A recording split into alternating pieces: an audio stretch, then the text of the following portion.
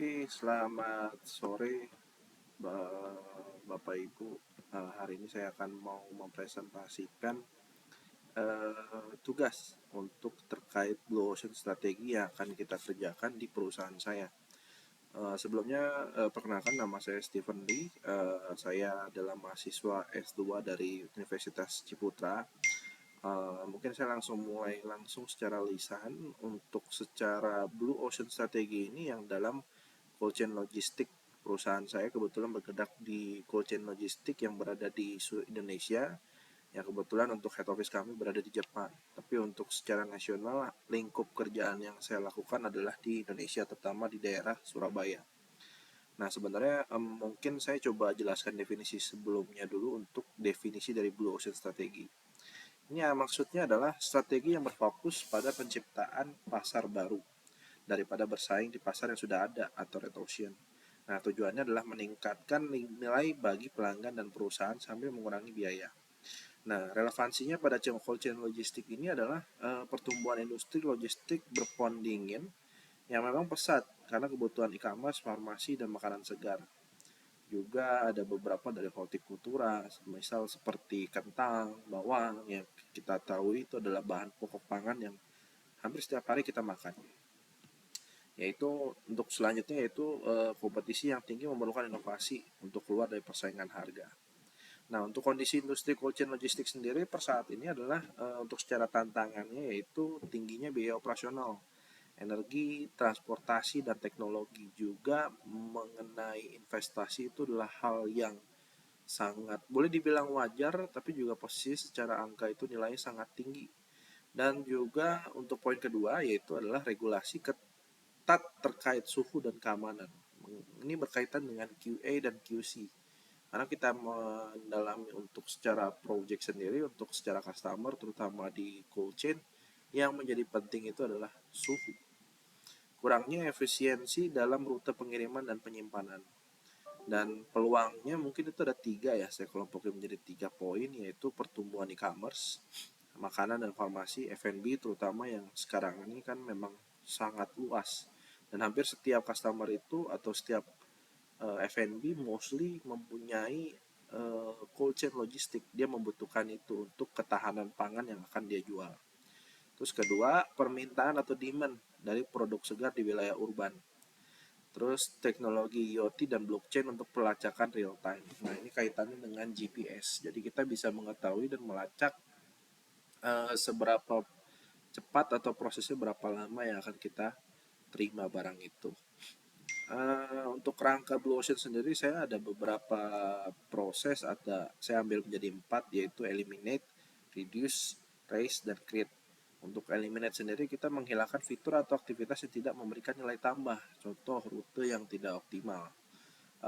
Untuk jalur distribusi sendiri ini memang menjadi poin penting untuk mereduce atau meliminate biaya yang tidak efisien.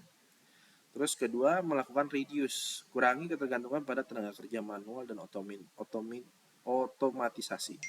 Di sini kaitannya kita sudah menggunakan WMS yang which is mengurangi jumlah karyawan yang menggunakan secara IT, karena kita secara warehouse memang kita menggunakan inventory yang menjadi jantung kita, tapi kita menggunakan sistem ini untuk mempermudah secara prosesnya. Raise, tingkatkan, yaitu adalah meningkatkan transparansi dan keandalan melalui teknologi pelacakan GPS dan teknologi penyimpanan juga logistik company.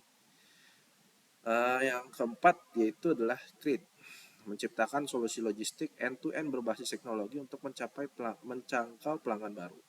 Nah, memang hal ini yang menjadi titik poin yang banyak saya lakukan, terutama saya di sini menjabat sebagai commercial manager di dalam PT Kiatananda. Ini hal yang paling saya sering lakukan, yaitu melakukan pendekatan dengan berbagai macam customer, berbagai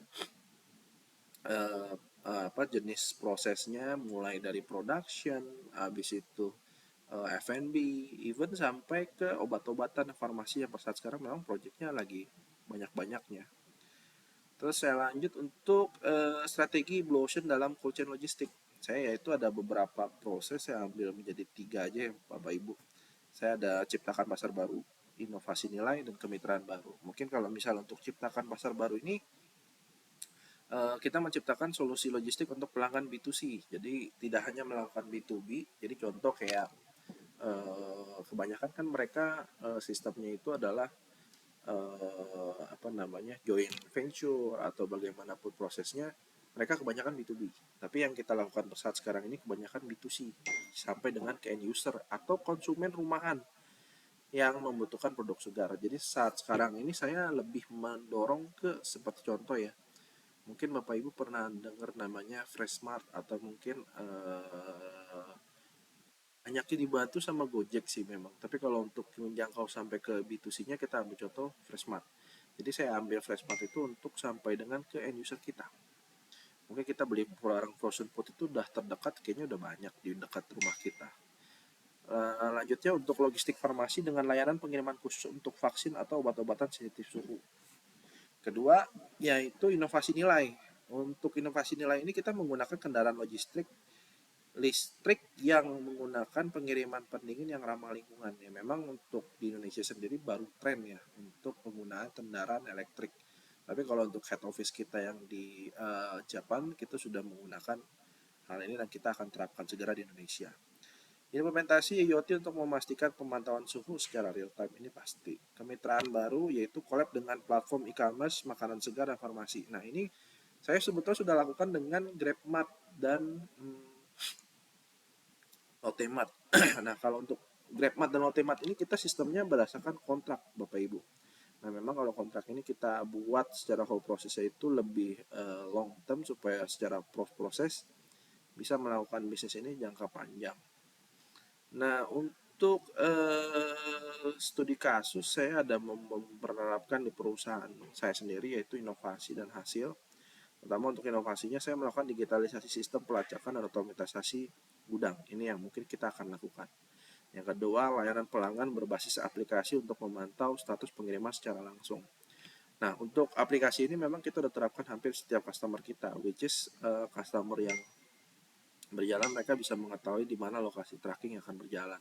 Hasilnya yaitu biaya operasional berkurang hingga 25%, pendapat meningkat 40% dari segmen pelanggan baru. Nah, untuk pendapatan ini memang kita push untuk secara proses ini lebih mempermudah, tapi di satu sisi kita menaikkan harga supaya dari sejarah harga itu bisa lebih benefit atau lebih profit. Um, Mungkin saya loncat untuk ke manfaatnya ya Bapak Ibu. Manfaat Blue Ocean strategi ini kita bagi perusahaan sendiri meningkatkan profitabilitas melalui efisiensi biaya dan inovasi. Dominasi pasar baru yang belum tergarap dan variasi yang memang kita banyak lakukan dan kita sendiri yang kita lakukan. Jadi timbulnya itu kita bisa melakukan ini tanpa bantuan atau berbeda dengan customer lain. Berbeda dengan perusahaan cold chain logistik lain karena untuk secara sistem memang sementara ini di Indonesia hanya kita yang bisa melakukan proses tersebut. Nah untuk bagi pelanggan memang untuk pelanggan ini ada banyak macamnya tapi saya ambil 2 poin aja yang paling penting yaitu layanan logistik yang lebih baik dan terjangkau. Akses produk segar dengan kualitas yang sangat terjaga. Seperti yang kita tahu, untuk prosesnya ini memang mempermudah kita untuk mengetahui secara whole proses dan hasilnya itu value atau hasilnya itu lebih baik, lebih bagus. Tapi ya ini kita perlu sadari kalau untuk seperti ini didukung dengan sistem yang sangat bagus. Mungkin saya coba langsung ke kesimpulan. Blue Ocean Strategi ini memang memungkinkan perusahaan cold chain ini menciptakan pasar baru dan nilai tambah yang sangat tinggi. Tapi untuk secara rekomendasi, saya akan fokus ke dua hal, yaitu fokus pada teknologi dan kolaborasi untuk mengatasi tantangan operasional. Dan kedua, melakukan inovasi produk dan layanan untuk menarik segmen pelanggan baru. Karena di Indonesia ini sementara per saat sekarang ini segmentasi customer kebetulan di cold chain ini mulai merambah luas. Tapi nggak hanya dari production yang which is dan bisa melakukan production, tapi per saat sekarang juga kita bisa menjangkau importir baru yang sudah bermunculan per saat sekarang. Ya mungkin ini berkaitan sama era pemerintahan kita yang which is masyarakat itu mulai berani melakukan investasi dan melakukan aktivitas dan jual beli cold chain logistik. Karena ketika ibu contoh punya restoran yang isinya adalah steak, Nah, steak yang Bapak Ibu siapkan dengan lokal, dengan barang impor, ya tentu kualitas berbeda. Dari example ini kita bisa ketahui ketika kita mau memulai restoran, pasti kita akan prepare untuk persiapan inventory-nya, warehouse cost chain logistiknya, juga nanti secara apa namanya, supply chain manajemennya juga nanti kita bisa akan monitoring untuk supaya Bapak Ibu lebih mudah memonitor prosesnya. Oke, mungkin sekian dari saya. Jika ada yang didiskusikan, harap-harap nanti kita bisa saling memberikan umpan balik. Dan jika ada yang mau ditanyakan, kami persilakan nanti next untuk bisa koordinasi. Sekian dari saya. Thank you. Selamat sore.